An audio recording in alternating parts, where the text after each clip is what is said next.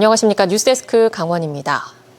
강릉시 상수원인 오봉저수지 저수율이 이번 주 중반 25% 아래로 떨어질 전망입니다.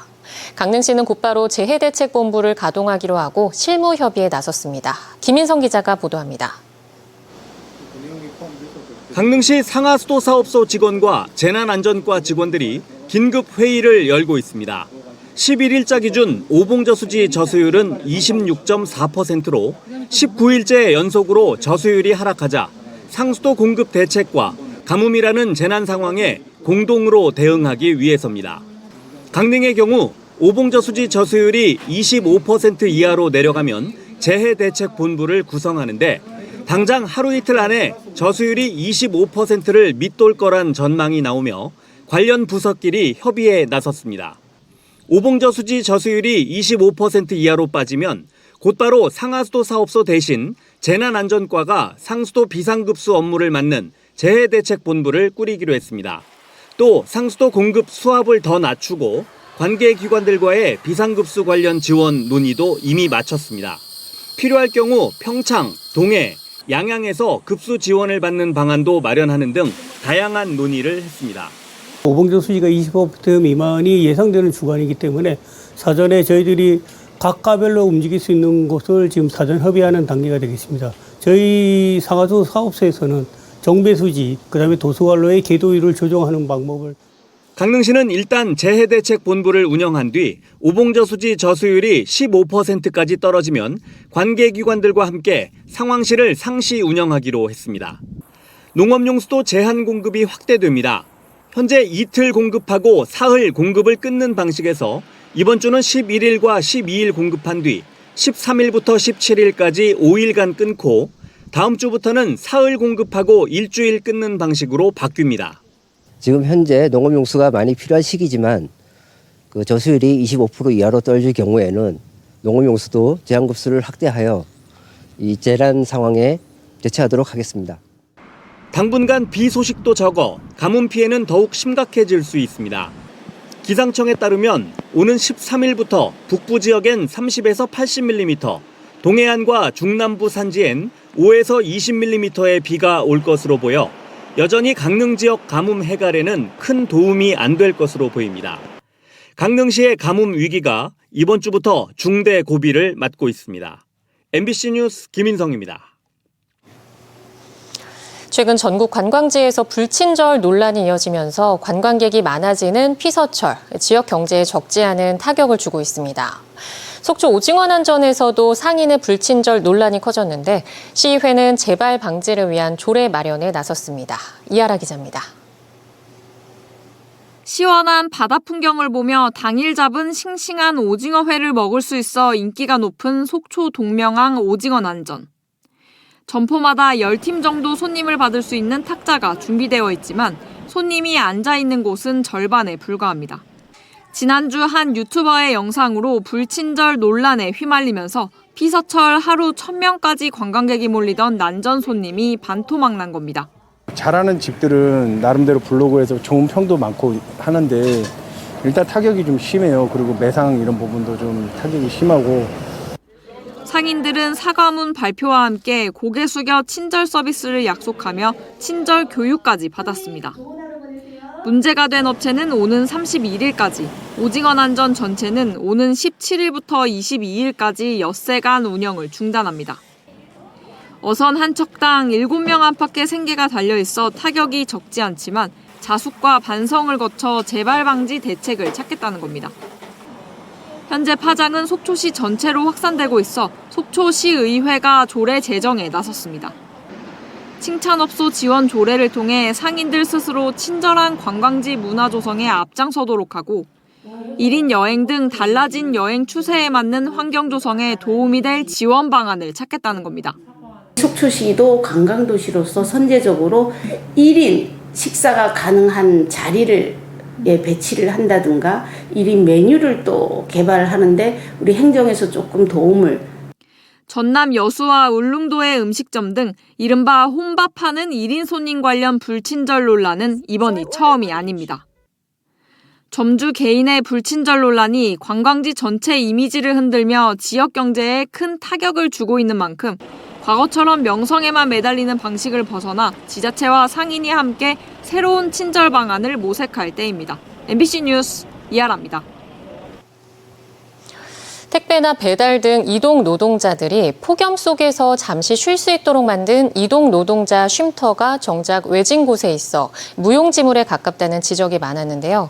알고 보니 이들이 근로자가 아니라는 등의 이유로 수요 조사조차 안 하고 쉼터를 만들었던 것으로 드러났습니다. 김세정 기자가 취재했습니다.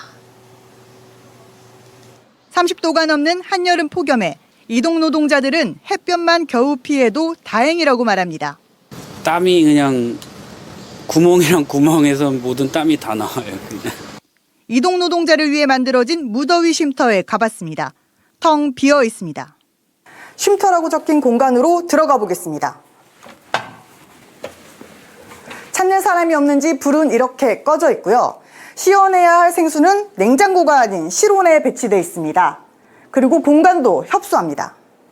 쉼터 개소하고 나서 쉼터에서 올라오셔가지고 이동노동자께서 상담하신 것은 사실은 아직까지는 없습니다. 문제는 쉼터 위치입니다. 배달이 많은 상점가에서 멀리 떨어져 있거나 생계수단인 오토바이나 차량을 주차하기 힘든 곳이 많기 때문입니다. 콜 달아서 움직이다 보니까 거기가 그렇게 콜이 많은 지역은 아니거든요. 쉼터 6곳을 만드는데 2천여만 원의 예산이 들었는데 정작 사용해야 할 노동자들에게는 수요조사조차 한 번 없었습니다. 택배 배달 노동자들이 근로자가 아닌 자영업자여서 조사를 안 했다는 게 그 이유입니다. 저희들과 타시도도 그렇고 명확하게 어느 고정된 장소에 그분들이 계신 게 아니기 때문에 명확한 그 수요조사가 어렵다는 부분. 결국 그 흔한 수요조사도 없이 오지도 않을 쉼터에 예산을 쓴 노동자 무더위 대책은 사실상 공연불이나 다름없다는 지적이 나오고 있습니다. MBC 뉴스 김세정입니다. 강원도민 프로축구단인 강원FC와 춘천시의 갈등이 최고조에 달하고 있습니다. 내일이 강원FC가 예고한 내년 홈경기 재공모 마지막 날인데 춘천시는 사실상 불참하는 걸로 뜻을 굳혀 강릉만 입찰에 참가할 것으로 보입니다. 왜 이렇게까지 된 건지 김도균 기자가 자세히 전해드립니다. 갈등의 시작은 아시아 챔피언스리그 홈경기 개최지를 논의하면서부터입니다. 지난 4월 강원FC 김병지 대표는 긴급 기자회견을 열고 춘천시가 협조적이지 않다고 공개적으로 비판했습니다. 만약 춘천시가 ACL을 개최 의사가 없다면 내년도 K리그1 개최 의지가 없는지도 구단에서는 의구심을 가질 수밖에 없습니다. 그러면서 춘천 K리그1 홈경기 배제까지 언급했습니다. 이 발언 직후 춘천 홈경기장에서 강원FC가 육동안 시장의 입장을 막는 초유의 사태가 벌어졌습니다. 김병지 대표 대신 구단 주인 김진태 도지사가 사과하면서 갈등이 일단락되는 듯했지만 논란은 다시 불붙었습니다. 강원FC가 내년 홈경기 개최지를 정할 때 선호도가 높은 하반기 개최에 대한 우선권을 돈을 더 많이 낸 지자체에 준다고 선언한 겁니다. 결국 1차 공모에서 춘천시는 입찰을 포기했고 강릉시만 단독으로 신청했습니다. 현재 재공모가 진행 중이지만 춘천시는 김병지 대표의 사과 없이는 이번 입찰에도 참여하지 않겠다는 입장입니다. 고려할 생각입니다. 폄훼하는 발언에 대한 공식적인 사과, 시장님에 대한 그 경기장 출입을 제한시킨 것에 대한 공식적인 사과가 없는 한 거리에는 책임 소재를 따지는 정당 현수막이 나붙어 있습니다. 시민들은 정치에서 자유로워야 할 스포츠가 정쟁에 휘말렸다면서 강원FC가 도민구단으로서의 본분을 잊었다고 지적합니다. 강원FC라는 팀 자체가 이제 도민 화합을 위해 만들어진 팀이지만 지금 어떻게 보면 영동과 영서의 갈등으로 퍼지는 거 아닌가 해서 정말 안타깝게 생각하고요. 그러면서 춘천에서 계속 경기를 보고 싶다는 바람도 숨기지 않았습니다. 빨리 구단이랑 춘천시 사이가 괜찮아져서 춘천에서도 경기를 직관할 수 있었으면 좋겠습니다. 강원FC는 이번 2차 공모가 사실상 마지막 기회라며 춘천시가 불참해도 추가 공모는 없다고 못 박았습니다. 이대로라면 내년에 춘천에서 홈경기를 볼 수 없게 되는데도 구단 주인 강원도는 뚜렷한 대책을 내놓지 않고 있습니다. MBC 뉴스 김도균입니다. 강릉의 한 정형외과에서 시술을 받은 황색 포도알균 감염 의심 환자가 23명으로 늘었습니다. 보건당국이 6월과 7월에 시술받은 환자 663명을 대상으로 건강조사를 실시한 결과 23명의 감염 의심 환자가 확인됐으며 이 가운데 1명이 사망하고 5명이 중환자실에서 치료받고 있고 12명은 일반 병실 입원, 5명은 퇴원한 상태입니다. 한편 해당 의료기관에 대한 역학조사 결과가 조만간 발표될 것으로 알려졌습니다. 강원도 내 학교와 공공도서관들이 리박스쿨 교재로 활용됐던 역사 왜곡 도서를 소장 중이라는 MBC 보도에 대해 강원도 교육청이 폐기 조치 등을 안내할 계획입니다. 도교육청은 학교 도서관과 교육문화관 업무 담당자 협의회와 연수해서 해당 도서에 대한 우려와 제기된 문제점을 설명하고 이용 제한과 폐기 등의 조치를 안내할 계획이라고 설명했습니다. 또 교원 10여 명이 해당 도서의 추천사를 작성한 것에 대해서는 개인 자격으로 작성한 것에 대해 별도 입장은 없다고 밝혔습니다. 올해로 13번째를 맞는 2025 강릉 국가유산 야행이 오는 14일부터 16일까지 사흘간 강릉 대도부관화와 서부시장, 명주동 일원에서 열립니다. 이번 야행은 8가지 테마로 구성된 42개 프로그램이 준비됐으며 대표 프로그램인 강릉 대도부사 부임행차 퍼레이드와 오색달빛 한복 패션쇼, 천대 드론 라이트쇼 등이 펼쳐집니다.